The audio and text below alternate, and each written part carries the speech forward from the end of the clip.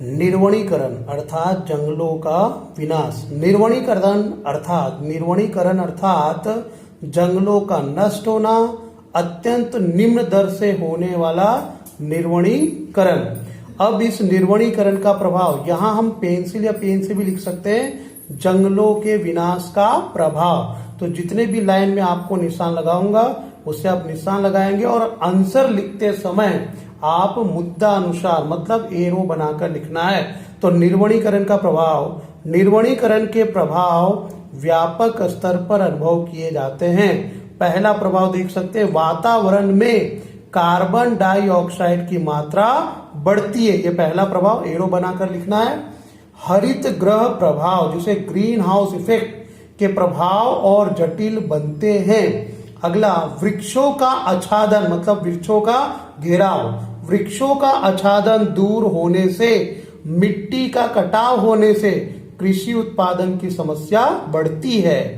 द्वीपकल्पीय, जो समुद्रों से घिरे होते तीन और द्वीपकल्पीय भारत के जंगलों में बड़े पैमाने पर निर्वनीकरण अर्थात जंगलों का विनाश के कारण जंगल क्षेत्र घटा है। अगला, अनेकों सजीवों ने अपना प्राकृतिक निवास स्थान खो दिया है।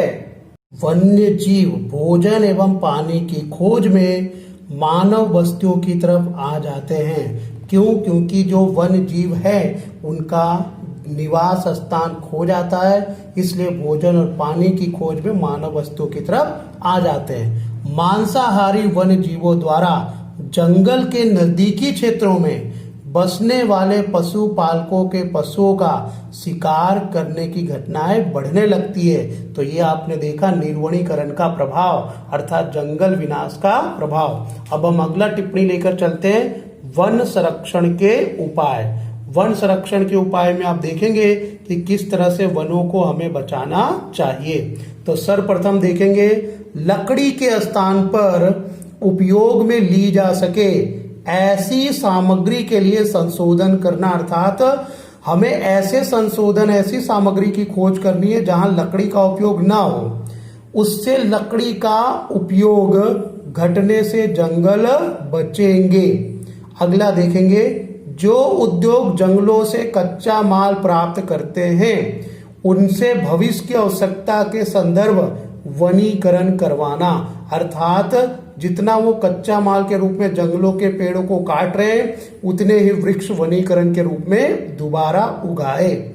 इको टूरिज्म के विकास के नाम पर जंगलों की स्थिति भयावह न बने, इसके लिए चुस्त नियमन करना। इको टूरिज्म अर्थात पर्यावरण को हम सुरक्षित रखने के लिए कार्यक्रम विकास कार्य कर रहे हैं, इसके नाम पर लोग जंगलों को नुकसान पहुंचाते हैं, इसलिए हमें चुस्त नियमन बनाना चाहिए। स्थानीय लोगों में यानी जो जंगलों में रहते हैं या उनके आसपास रहते हैं, स्थानीय लोगों में इससे संबंधी व्यापक जन जागृति कार्यक्रम आयोजित करना।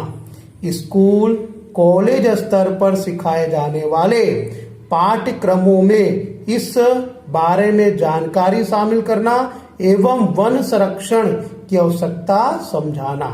घास चारा एवं ईंधन की आवश्यकता के लिए सामाजिक वनीकरण एवं कृषि वनीकरण को बढ़ाना।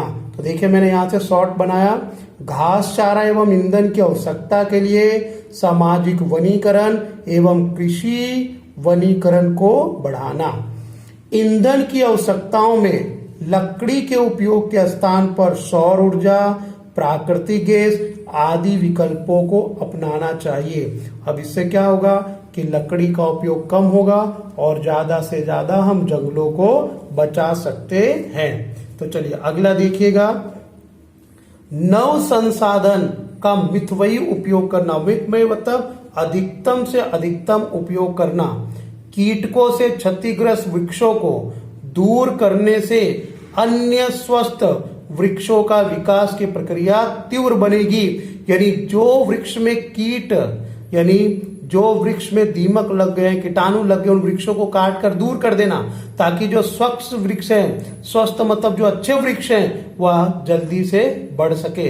दवा अग्नि से जंगलों को भारी नुकसान होता है, दवा अग्नि अर्थात जंगल में लगने वाली आग के कारण इसके समन के लिए, उसको बुझाने के लिए राष्ट्रीय स्तर पर अलग व्यवस्था, तंत्र या दल तैयार करना।